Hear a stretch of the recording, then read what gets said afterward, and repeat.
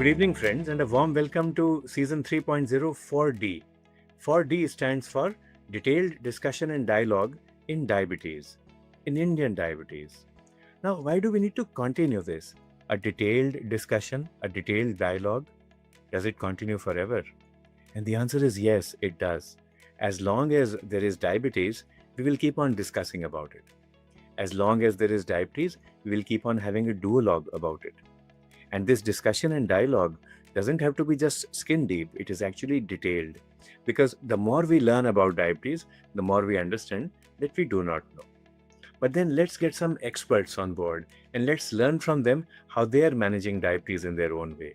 And we'll focus today on obesity, and we'll see how obesity links the various various permutations, combinations, the various clinical presentations of diabetes into one. So a warm welcome to Dr. Bhisham Chaudhary. Dr. Chaudhary, warm welcome. Thank you so much, sir. Dr. Bhisham is an interventional cardiologist at the prestigious AIG hospital in Hyderabad. A warm welcome, sir. We'd also like to welcome Dr. Nitin Reddy Modugu. Dr. Nitin now is known as the Rajnikant of endocrinology in Telangana. Warm welcome, Dr. Nitin. Good evening, sir. And this particular Rajnikant also works at AIG hospitals in Kachibowli.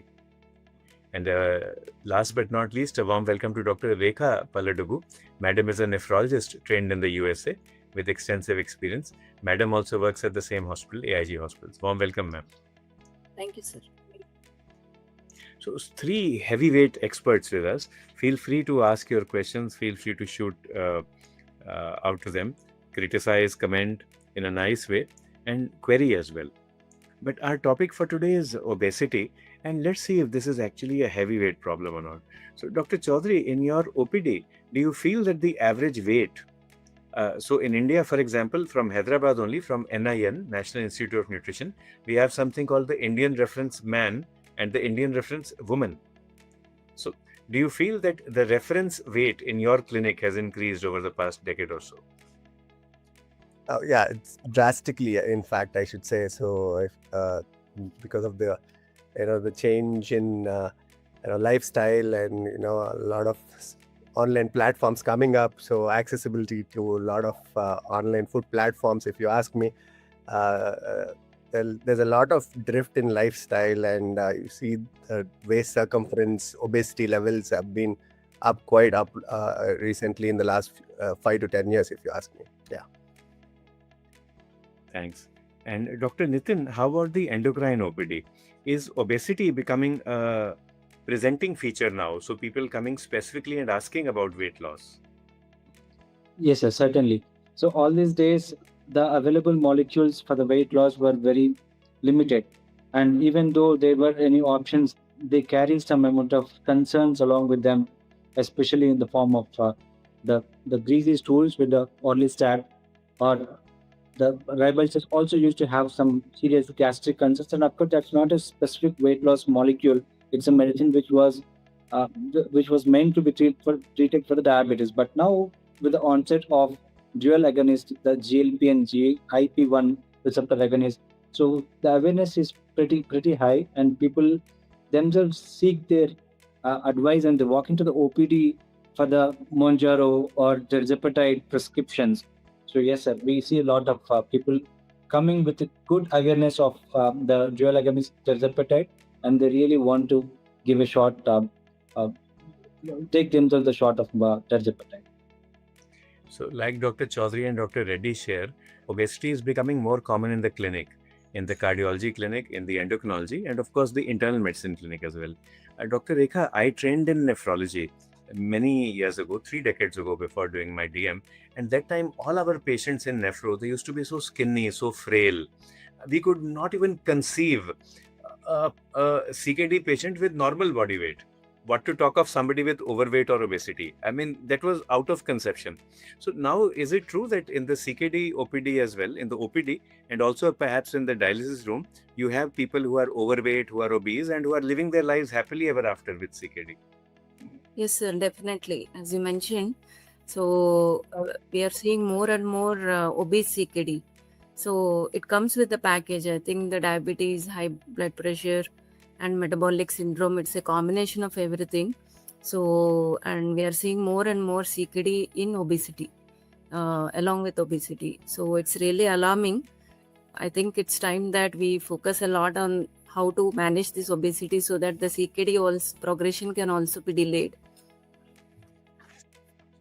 Thank you. So now that we have seen that obesity is a major problem, we have a question coming. Dr. Chaudhary, Dr. Reddy, Dr. Rekha, this question comes from Professor Rakesh Sahai, and he is a professor and head of endocrinology at Osmania. He says, which is your favorite Telugu song which talks about obesity? So that's the question for all of you. Feel free to answer at leisure. His question is, Tollywood, as we know, does Tollywood talk about obesity? Does it talk about gymming? Does it talk about dieting? Does it look down upon obesity? Anything that comes to your mind, feel free to share. And while you're doing that, Dr. Chaudhary, now we've understood that obesity is common in the clinic. What does obesity do to the heart? Is there something known as the obese heart? Yeah, definitely. So obesity is a multi-system cascade which causes severe metabolic injury to the myocardium at various mechanisms. So it starts with the hemodynamic stress. So it starts with volume overload, LV hypertrophy, and diastolic dysfunction, and then ultimately causing dyslipidemia and causing atherosclerosis, oxidative stress, and endothelial dysfunction, which causes hypertension, and again simultaneously diastolic dysfunction. So it targets the myocardium in various micro levels, and it affects the myocardium metabolically, and it causes various clinical issues in our opinion. A lot of patients we treat are the consequences of obesity, if you ask me. So most of the hypertension, heart failure, and the coronary artery disease starts from the center point of obesity. So obesity impacting the myocardium and the endothelium as well, the vessels, impacting the structure and the function both. Sir, when we speak of function, Dr. Bhisham, this atrial fibrillation, now if I read Braunwald, Braunwald tells me that atrial fibrillation occurs in 0.5 to 1% of all people. I run an endocrine clinic. These people are at high risk. They are more obese, they have more metabolic dysfunction. But I don't pick up 0.5 to 1% of atrial fibrillation if I see 100 patients every day. So where is the fault, sir? Is atrial fibrillation associated with obesity? And do you think we are making mistakes as in our OPD? Is it possible that I'm missing atrial fibrillation? And if I'm a very, very bad doctor, is it possible that I miss atrial flutter as well?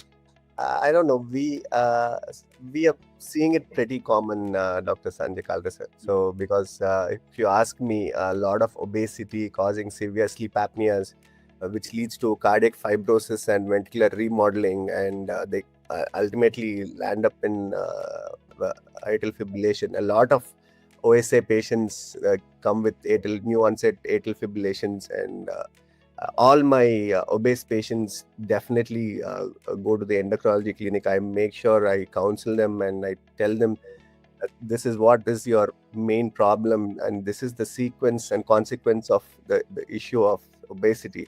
And I treat the atrial fibrillation part, and I make sure they land up in endocrinology clinic with Dr. Nitin, and he knows that. So most of my patients go there, and I make sure they are treated at the obesity level so that this vicious cycle is broken. So we see a pretty lot of patients coming with atrial fibrillation because of OSA especially. Thank you for highlighting this point. And the point we would like to share is that many of us who are in non-cardiology clinics, sometimes we miss atrial fibrillation. So if you just have a relatively higher index of suspicion, especially in people who are obese, people who snore, people who have symptoms suggestive of OSA, you will be able to find this arrhythmia. And then once you find it, that it can be treated by the cardiologist. And one of the ways of treating is to reduce weight as well. So do think beyond the coronary arteries. There is much more to the heart than the coronary arteries. Exactly. Dr. Nitin, Dr. Chaudhary has highlighted how obesity impacts the heart. Let's look at it from a diabetes perspective or metabolism perspective. Can obesity impact diabetes and the natural progression of diabetes? Yes, sir. So as we're all aware of, sir, there are multiple risk factors for the onset of diabetes or for the progress of diabetes. It can be genetic concerns, it can be the diet that we consume, there are some irreversible risk factors, especially the genes or the hormonal issues. But when it comes to the weight and when it comes to the lifestyle, these are particular reversible aspects pertaining to the diabetes. So our emphasis is predominantly to address these reversible causes so that we can try and achieve the HbA1c under 5.5 or kind of the diabetic reversal. And the idea here is to make sure that we sustain the result or the HbA1c under 5.5, especially with the onset of new molecules in hand. The weight loss as well as the glycemic advantage is pretty much possible with the dual agonists, or for that matter, the injectable semaglutide, which is already there in the market now.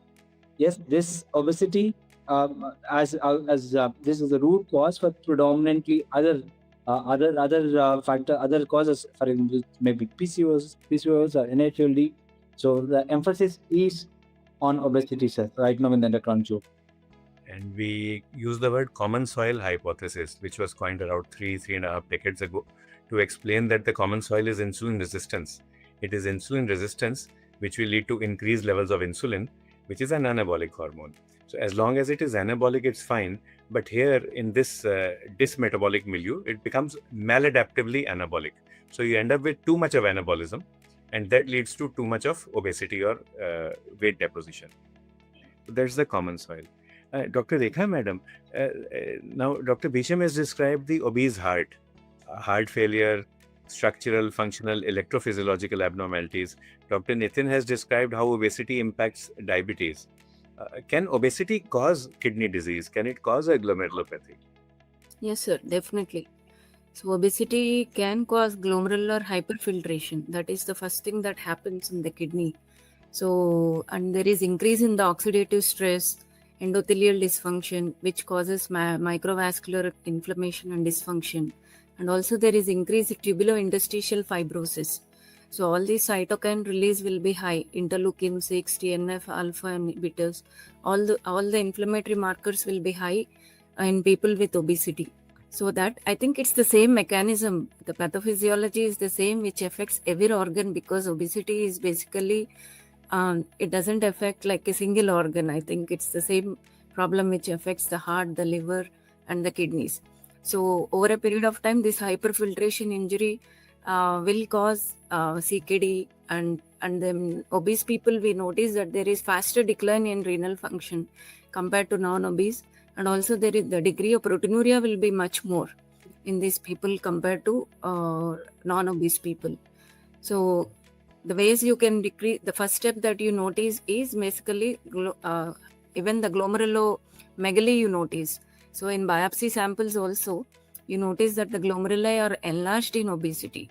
So, and there will be increased mesangial expansion and interstitial fibrosis.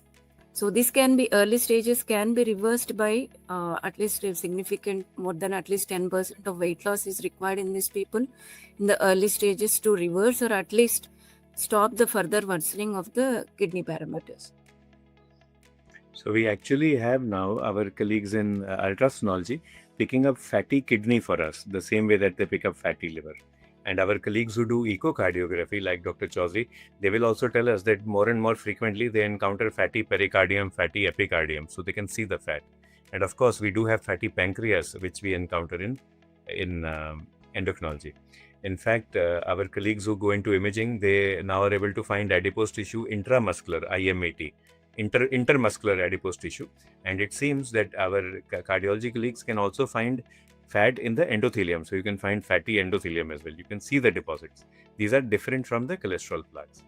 But we have seen so much now that obesity impacts the various organs of the body, and you cannot view them in isolation. It's all put together. So coming back to that question from Dr. Rakesh Sai, Dr. Gagan Priya madam, she is a senior endocrinologist from Mohali. She says that Punjabi songs are full of discussion about weight and weight loss, usually in a very happy and pulling your own leg kind of a way. So we come back to that question about Tollywood. Dr. Chaudhary, Dr. Reddy, Dr. Rekha, any Telugu song or any movie that comes to your mind where they focused on obesity? Okay, so we ask everyone in the audience to do that. And Dr. Khyati from Kolhapur, that is in Maharashtra, she says that there are Hindi movies. So there are Bollywood movies which talk about weight shaming. So the question to everyone is, what is the name of that Hindi movie where there's a well-built lady and her husband is a bit on the skinnier side, and then it's an arranged marriage, and the husband doesn't feel happy with his wife, but then finally when he sees that his wife really loves him and she helps him win the race, then he realizes what true love means. So let's ask everyone, any example from Tollywood, Mollywood, wherever you are, how are our movies and our songs, how are they talking about obesity? In the meanwhile, let's go to the converse now. We said that the heart, the pancreas or metabolism and kidney are a target of obesity. Let's go the other way around. Dr. Bisham, I am a person who lives with obesity. I have practical experience.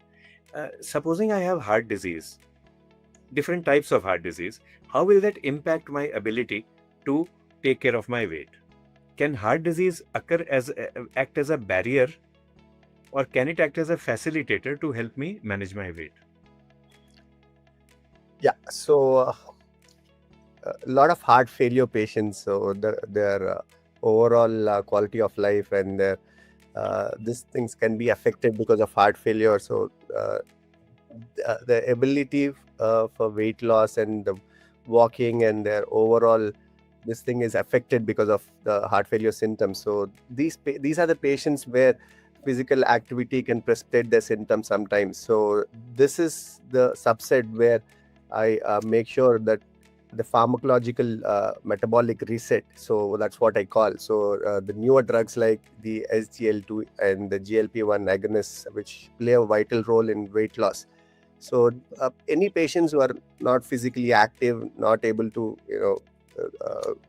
come down on your weight with physical activity, so that's when I use the pharmacological products like SGL2 and GLP, which in the recent times have helped my heart failure patients, the obstructive sleep apnea patients, to reduce their weight. So the cardiac conditions do affect their physical activity, which in turn affects their weight loss. It actually becomes like a vicious cycle. So I am obese, that causes a little bit of dysfunction in the heart. Then there is cardiac dysfunction that prevents me from exercising. Maybe in all good faith, I go to the gym, I go for a walk, but I become breathless in a few minutes. I feel ashamed in front of my peers. And then the result is I decide not to go to the gym at all because I feel ashamed in front of them. So there's a vicious cycle. The weight gain impacting the heart dysfunction impacting our ability to lose weight, and then we need to come out of this. And what Dr. Chaudhary has so elegantly highlighted is that you can use drugs like SGLT2 inhibitors to bring your patient out of that negative loop, that self-perpetuating loop or vicious cycle. It's like an Abhimanyu wala Chakravyuh. Now there is this term called cybernetics. Cybernetics means the circular control of any body or any system.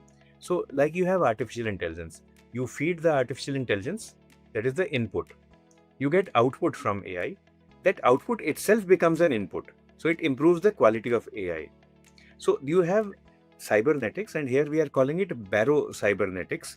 You can give good input to the body, and then you can get better output as well. That output works as input. So Dr. Nitin, this concept of barocybernetics, does it work from a diabetes perspective?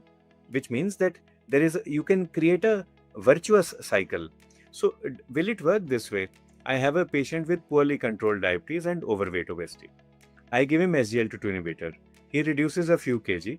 That makes him happy. He wants to exercise more. He exercises more, and then his weight comes down. His weight comes down, he is able to exercise even more. So are we able to use SGLT2 inhibitors as a kickstart kind of a switch to switch on a positive mechanism of barocybernetics? Yes, sir, definitely. Especially to ignite the metabolism and or to ensure that there is some confidence from the patient's side, because all these years he has been giving his best, and in spite of the fact that there is 100% effect from the patient side, he's desperate to lose weight because he is aware of the fact that it's the weight which is the root cause for all the ongoing NFLD or diabetes. So he's seeking a good medical or pharmaceutical option. SGLT2 inhibitors are really helped a person lose around good 5% of weight, majority of the people. And on top of that, that really motivates them to stretch themselves a bit more with respect to the physical activity.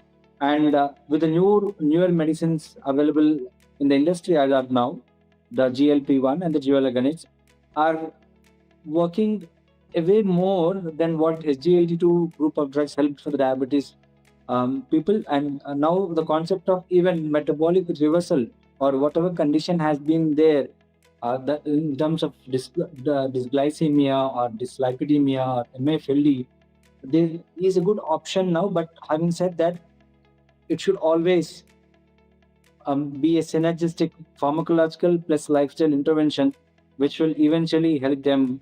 And then there are a good handful of my clients wherein we have stopped all the pharmaceutical interventions because the patient is pretty much motivated now. He's able to carry out his regular diet regimen as well as regular gymming, which made us to stop the pharmaceutical intervention for time being, to see for how long we can hold on to this particular way without the medicine and with only the lifestyle choices. Thanks. And Dr. Rekha, is this the same true for chronic kidney disease? You have a patient who comes with CKD, and then all the multiple, comorbidities that come with it, a little bit of anemia, a little bit of bone dysfunction, and finally the patient gets disheartened and just stops exercising. And then another challenge that we see in nephrology is fluid overload. So could you speak about the various causes of weight gain, how kidney disease can precipitate weight gain or pseudo weight gain like fluid retention? I think in the early CKD, especially stage 3 and all, or even stage 2 CKD and all, I don't think CKD itself will limit the or cause any weight gain or obesity. I think the CKD here happens because of the diabetes or the obesity. But once the CKD progresses, like we are entering stage 4 or stage 5 CKD, then most of the times they have other associated comorbidities, especially cardiac disease. So as you have mentioned, sir, anemia is also contributes to shortness of breath on exertion. So that might limit them from exercising. But that happens pretty much late in the CKD. And also once they start dialysis, that's when I notice actually there is a significant change in the quality of life of patients before and after dialysis. So yes, you have the body weight and you have the water weight, that is the difference we have to make.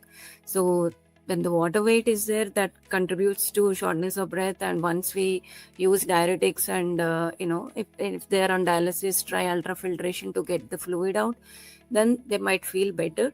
But at that time, because of these underlying conditions, again, as the previous speakers also mentioned, they stop exercising, or elderly, arthritis, all these comorbidities, they kind of put together, help they make them get into a vicious cycle where they cannot exercise. So and once they end up on dialysis because of the underlying bone disease, osteoarthritis or cardiac failure, most of our patients are pretty much limited in their daily activities. That change pretty much we see almost 1 to 2 years within starting of dialysis, especially in the older age group. The younger patients where they have only kidney disease and no other comorbidities, they do really well. They actually they maintain their body weights and they actually work, carry on with their work and do everything as normal individuals. But with comorbidities and other medical issues, especially with obesity and diabetes, we notice definitely a significant drop in quality of life, and they are limited in their activities, which I have patients who are on dialysis. Actually, as you mentioned before, we are seeing more obese people who are on dialysis.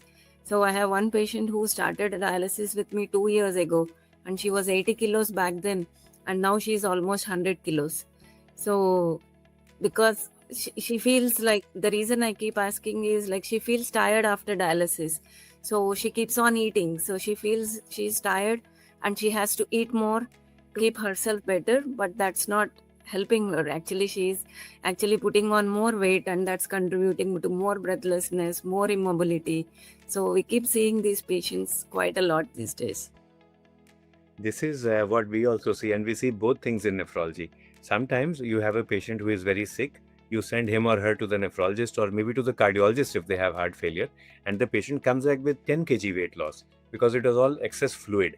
Patient never realized that fluid was partly because of the disease, the heart disease, the kidney disease, the thyroid disease, but it was also because of the amlodipine, the pregabalin that we were giving.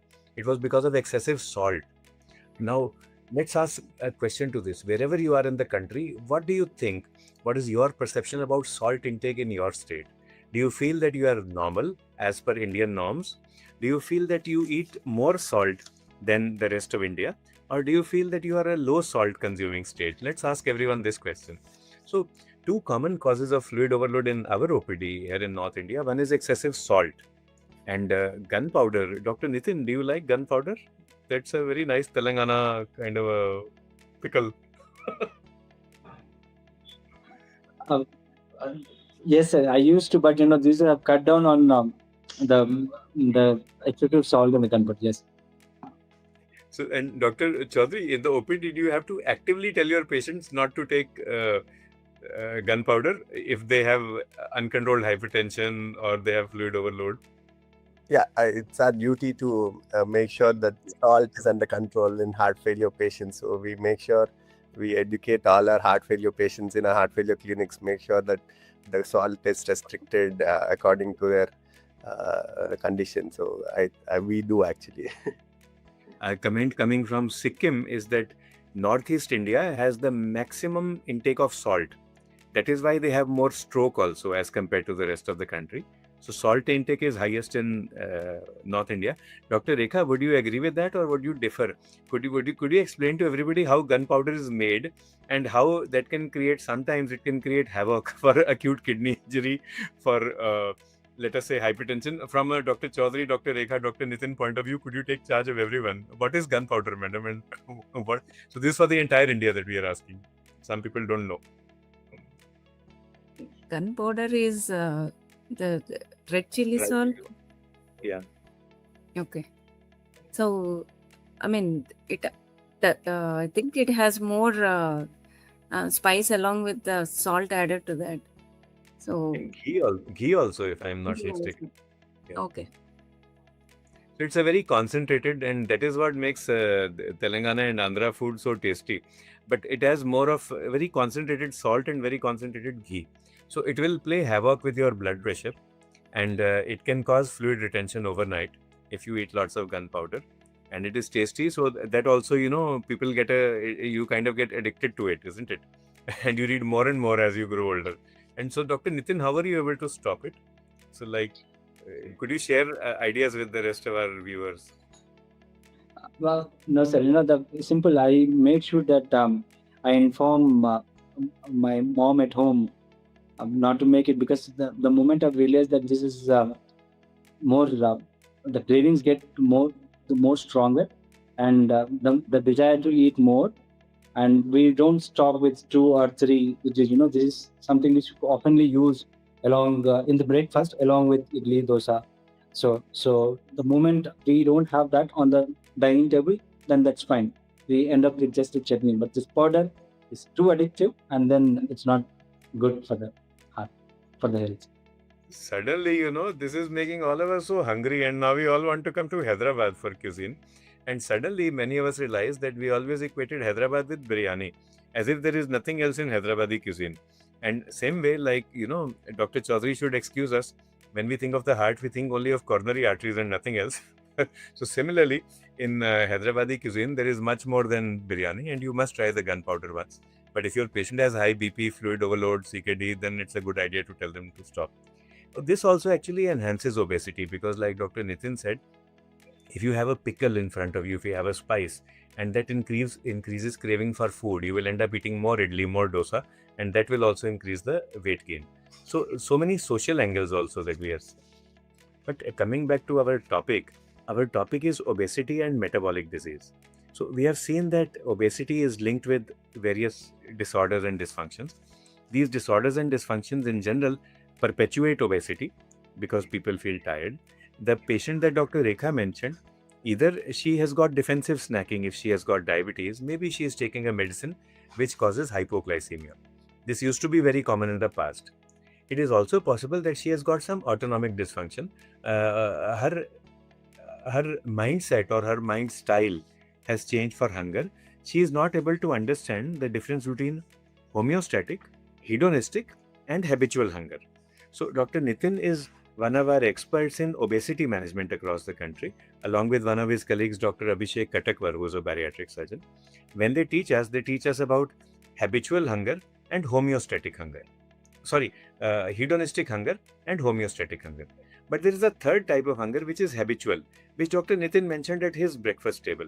If there is more gunpowder, you become habituated to eating more. You just take it out and suddenly your hunger goes down. The treatment for this is something called HAT, hypoglycemia awareness training, or hunger awareness training. So you teach your patient, madam, you teach about the ABC, the antecedents, the behavior, the choices. So her choice is that she ate some potato chips. Okay, that's your choice. Before that, what happened? The behavior. I went to buy the potato chips, or I went to buy the gunpowder, or Madam Reddy made the gunpowder at home. A is for antecedent. What came before that? So what came before that, your patient may say, I felt ghabrahat, I felt susti, I felt uneasiness. Okay, what came before that? I suddenly felt as if, maybe my hair is standing on end. So you just keep on going back, and you find out what is the precipitating cause. This is hunger awareness training. And if you are able to train your patient to understand, this is habitual, this is homeostatic, this is hedonistic. So maybe the patient will say, let me walk out of the kitchen, let me go to the backyard. Let me walk out of the backyard, let me go upstairs. Or let me go to the temple and pray for 5 minutes. Let me go to the mosque and pray for 10 minutes. And that might help you break that vicious cycle of unwanted eating. So these are also things that we need to learn. Hunger awareness training. But Dr. Chaudhary, when we speak of ghabrahat, now this is a bugbear for the cardiologist, is it not? Patient will telephone you or WhatsApp you saying that I am feeling uneasy. How do you make out whether the patient has got acute coronary syndrome or not? And how do you handle it from a cardiac perspective? The differential diagnosis of uneasiness. Yeah, so that's an easy symptom where you can go to different systems. So the most common, again, from the cardiac point is myocardial infarction, and there are very other systems like gastroenterology, the muscular, and all other systems can cause a similar heartburn in the similar heart area. So it's not easy to pinpoint this the system, but some detailed history can help us guide to pinpoint the system and diagnose the specific cause. So again, like you said, there are many causes of ghabrahat, but I think proper history will give you the idea. Dr. Nitin, from an endocrine perspective, we will ask Dr. Rekha Madam to take care of the electrolytes and metabolism. But endocrine perspective, pituitary, gonadal, pancreatic, thyroid, causes of ghabrahat. Any things that come to your mind, and maybe any time that you burnt your fingers in the OPD, we made a wrong diagnosis because we didn't take a complete history from the lady. Yes, sir. Certainly, hyperthyroidism is something which we definitely want to rule out when a person walks into the OPD with chief complaint of palpitations in case the hemoglobin is spent, because as we need to rule out anemia, which is the most common reason for the palpitations. And again, very rarely people with adrenal insufficiency, but again, we also take into consideration other corroborative clinical history in the form of weight loss, or sometimes in case if it is primary adrenal insufficiency, the pigmentation, nausea. In spite of the appetite is preserved, but there is weight loss and there is palpitations, we point the diagnosis more in favor of hyperthyroidism. So thyroid, adrenal insufficiency, and anemia, these are some 3 important things that are ruled out. And how about hot flash, Dr. Nitin? So let me speak from a Northwest India perspective. When a Punjabi speaking patient comes, she will say thandi tareli, which means cold sweat. This is a symptom of hot flash or of hypoglycemia, but she is using the word thandi or thanda, which is cold. On the other hand, when a Hindi speaking patient comes to us, they will use the word garmi lagti hai ya garam pasina. So neighboring languages, but hot and cold is 180-degree opposite, but both are describing hypoglycemia or hot flash. So do you find this challenge in Hyderabad? Do you also look after patients of with multiple linguistic backgrounds? Have you ever seen this challenge, ghabrahat being described in different ways, different temperatures? Yes, sir, definitely. Again, whenever it all depends upon the age of the person walking in, sir. For example, around menopause, we definitely want to consider menopause and simple reassurance. Sometimes SSRIs can help to relieve the symptoms a bit, but reassurance is what we usually do whenever it comes to the hot flushes associated with the menopause. So, Dr. Chaudhary, Dr. Reddy, in Telugu, Urdu, or whatever language your patient comes to you, can you describe what they say so that we can understand, we call this therapy by the ear, so that we can use our ears as better stethoscopes. And maybe any time early in your career that you made mistakes because you couldn't understand the Telugu dialect or the Urdu dialect that the patient was using. Yeah, it did happen actually. In Telugu, the same thing I think you call gunda dada. So that is what is palpitation. So I know everybody describes that symptom in a different word, different mechanism. So it's not easy to understand what they're specifically trying to convey. So I think ultimately few questions will clarify what they're really talking about. So that's what I do if I don't understand, if they're not fitting it properly. I ask them questions so that the thing is clarified. Dr. Nitin, your comments? Any symptoms, PD, which, yeah. Yes, sir. So usually the hypoglycemia associated, they usually call this challa chamtal ostunnayi, doctor, is what they use. So that means the sweating associated with feeling of chills. And when it comes to the hot flushes, they clearly describe it as వేడిగా ఉంటుంది doctor. In spite of the fact that there is fan, there is AC, the rest of the people, they usually compare their symptoms with the rest of the people in the same room, and then they find themselves not in a comfortable scenario. So that is what they say, sir.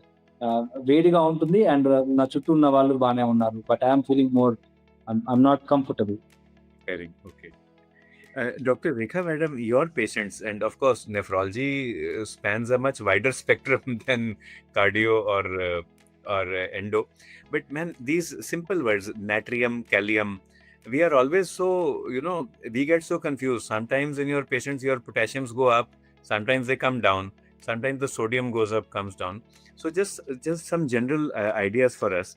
How do we differentiate heat exhaustion from dyselectlitemia? Can they occur together? What are the symptoms that the patient will present with dyselectlitemia? And can you use Telugu or Urdu words to explain to us how your patients complain? So again, that will help us use our ears as better stethoscopes. So the most common electrolyte abnormality I see is with especially sodium and potassium, sir. So hyponatremia. Hypernatremia is very unlikely to be seen in OPD. So unless the patient is in a wet bound or where they has no access to water, you rarely see hypernatremia in a OPD, like walking patient who comes to see you in the OPD. But hyponatremia is a very common problem that we see, and most of the time they come with because we are also mainly gastro-based hospitals, so they always come with nausea and loss of appetite. So they come to mainly gastro department to begin with, telling that they don't have an appetite and they are nauseous. So this is one of the very common symptom I see with hyponatremia. So once they are evaluated and simple RFT is done in the gastro clinic, then they are noticed to have severe hyponatremia. So then they come to me. Then once I see the hyponatremia, I ask them more questions like, this sleep disturbance, or if they have any abnormality with the gait, walking and all, then they kind of open up and tell, yes, they have been having it for some time. So ఆకలేదు. So I don't feel like eating. So that's one of the major complaints that they come with, mainly sodium issues. Regarding the potassium, most of the time potassium, they complain of cramps, like anything to do with the muscle. So they can have symptoms related to that. So that's one thing which I say. Hyperkalemia is also very common. Especially I noticed that overall in Indian setting, we have a lot more hyperkalemia because of our diet. So very high intake of fruits and vegetables. So unfortunately, that limits me also in using a lot of ACE inhibitors, ARBs, the new generation like the Finrinone. All these things are limited because of the high, incidence of the hyperkalemia that I see. So కాళ్ళు గుంజుతున్నాయి, like sometimes they say that the muscle is aching and all symptoms like that, but lot of them are asymptomatic, sir. Most of the time we pick up on the RFT only.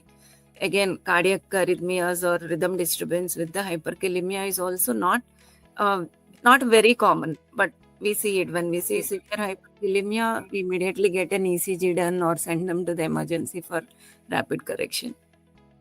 So, ma'am, my simplistic patient counseling here is if we are worried about hyperkalemia, of course, we know that there is something called permissive hyperkalemia, but still there we will tell the patient no to nariyal pani, no to nimbu pani. So it's easy to remember in Hindi. No coconut water and no lemon water. Is there anything else that we can use in a very simplistic manner? Actually, what I do is I have a list of foods that are very. I have a. I made a list of foods, sir. Actually, it comes with low potassium, very low, high, and very high. So depending, as you said, on the degree of hyperkalemia they have. So if it is mild, then I don't restrict them a lot, but I give them simply the list of fruits and vegetables that they can, use more frequently, or the ones they have to avoid. So I have done that in the recent past, and it's actually much simpler to the patient also, and Yes, saves a I lot of time in our OPD also. So that is a good practice. So for everyone who is interested, please do reach out to 4D. This is the advantage of detailed discussion and dialogue in diabetes. Do reach out to your friendly colleague from Sun Pharma, and they will be happy to put you in touch with Dr. Rekha and get this potassium list for you. Dr. Bhisham, again, a simplistic view, and please excuse me if I make a mistake. But my training, which I remember again from 3 decades ago, was that hyponatremia, hypokalemia, hypocalcemia, hypomagnesemia, all of them look the same on ECG. And there is a hierarchy of treatment. First, you fix the sodium, then you look at the potassium. If even then your patient is not doing well, then you fix the calcium. And if after you fix the calcium, still your patient is not doing well, then you think of doing a magnesium. And of course, my training was at a time when doing serum magnesium was a big issue. Even doing sodium potassium used to be a very big issue in the hospitals. So, is this true that all the hypos look the same on ECG? No, sir. That's not correct. So the potassium and the calcium, they're different clues on the ECG. So potassium, especially, the T works on the T waves, and the calcium is more on the QTs. So all those, there is some differentiation which we'll know exactly what's causing the electrolyte disturbance. So this will help us exactly localize which is the problem, and so ultimately we fix it. Thank you for raising this in a very polite and diplomatic manner. So, but for all of us in internal medicine, I guess we should revise our ECGs every now and then and revise our information about electrolytes. This is important because we have newer drugs. Like I'll tell an example about myself. When SGLT2 inhibitors like dapagliflozin came into the market 10-15 years ago, we used to worry about them causing dyselectlitemia, about them causing hyponatremia or hypokalemia. Now we see in the research that it is being used for treatment of diabetes insipidus. It is being used to prevent dyselectlitemia, dapagliflozin. And also the drug is being used in acute heart failure. It is also being used in acute kidney injury. And the results are beneficial. So, Dr. Nitin, your comments about dapagliflozin, we use it for diabetes. We will ask Dr. Chaudhary, Dr. Rekha to speak about the heart and the kidney separately. But otherwise, apart from diabetes, where else can we use dapagliflozin? Yes. So I also use dapagliflozin predominantly for my clients who are in the pre-diabetes, not just in the diabetes set, but those people who are wanting to have that extra bit of advantage from the pharmaceutical approach, and which can also contribute to prevent the progression of pre-diabetes to diabetes. And apart from this, though if there is any evidence of cardiac concerns. Of course, we always refer to the cardiology colleagues, but that is one scenario, like how the beta blockers are the standard of care and ARBs.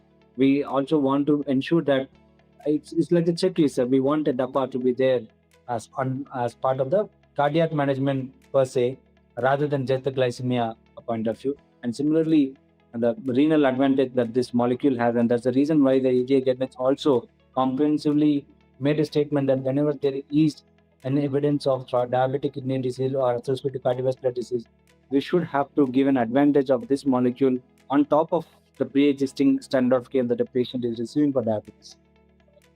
Can we, Dr. Nitin, can we confidently tell our patient who has pre-diabetes or diabetes that when you take dapagliflozin, this will not only protect your heart and kidney and liver, it will also prolong your life. So it will improve the quantum and the quality of life. Can we confidently say this for DAPA?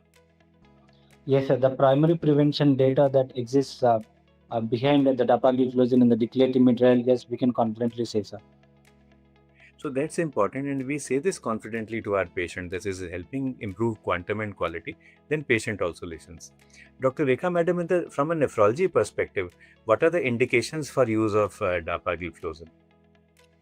Sir, we use it for any proteinuric CKD, sir. Diabetic CKD is gold standard, but the studies show, wherever studies have been done, they have used in patients who have proteinuria other than diabetics also.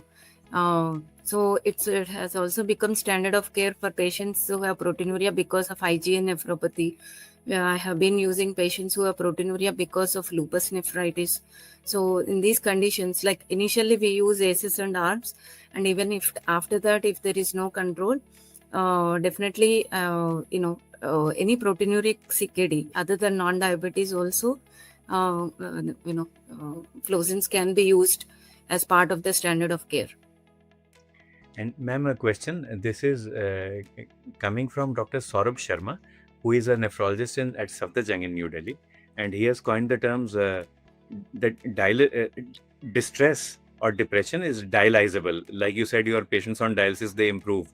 And he also talks about metabolic hygiene, using dapagliflozin as a part of renal hygiene or metabolic hygiene. His question is, ma'am, now what is the standard of care for EGFR cutoff? At what EGFR can we start DAPA? Till what EGFR can we continue? And at low EGFR, will we have vasculometabolic benefit, even if we don't have glycemic benefit? So we can continue most of the dapagliflozin. We can continue until the GFR is up to 15, sir. So stage 4 CKD, until stage 4 CKD, we can continue these medications. Yeah. Thanks. And Dr. Chaudhary, from a cardiac perspective, does SGLT2 inhibitor therapy like dapagliflozin, does it mend broken hearts? This is a question coming from your undergraduate hostel.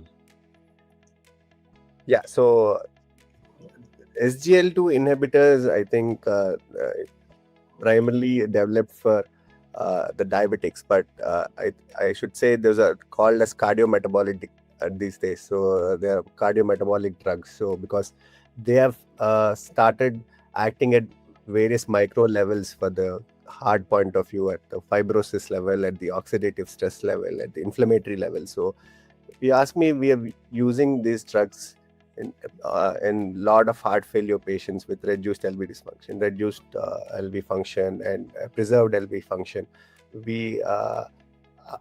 There were not a lot of options for patients with preserved LV ejection fraction heart failure. So this was a great drug which comes in for this class of patients. So FPEF, that's what we call heart failure with preserved LV function.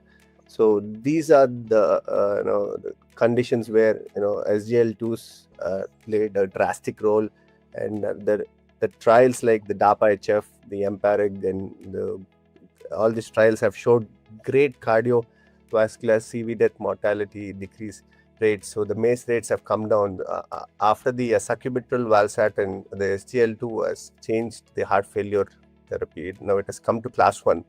If you ask. Yeah, so that's a great addition to the heart failure therapies. Thanks. So we've had a great discussion today. Our topic was obesity, but we've discussed, I think, virtually everything under the sun. We've talked about obesity, we talked about the heart, the kidney, metabolism. We also managed to talk about Punjabi and Hindi and Tollywood music and dance, though I realize that our speakers are not very good at Telugu music, Telugu singing. And then we've also talked about gunpowder. So, and we've talked beyond biryani, that is meta biryani, which is, I think, the nicest and the tastiest thing that has happened. This is making me hungry also, talking about all these spices.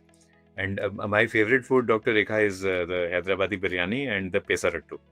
So let's conclude on a pesarattu platform, perhaps. Dr. Nitin, I love South Indian food. It's so tasty, but the problem is there's so much of carbohydrate. So could you describe for the audience, supposing I go to a South Indian restaurant, I want a high protein vegetarian option.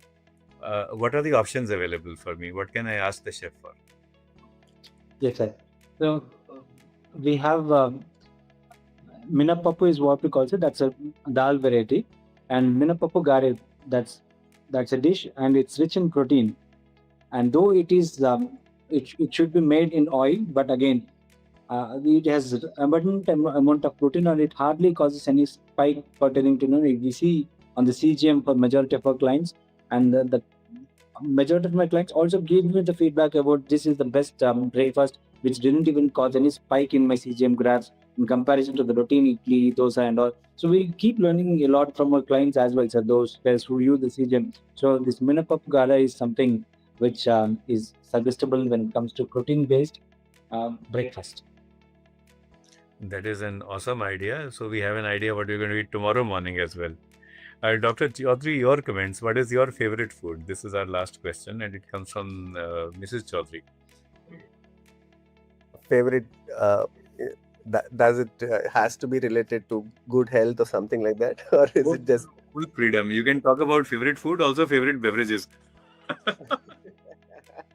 no, Hyderabadi biryani any day. So I'm a huge fan of biryani, but not that I eat it very often. But whenever I get time, I eat the best biryani. I think hands down, that's the best food in Hyderabad.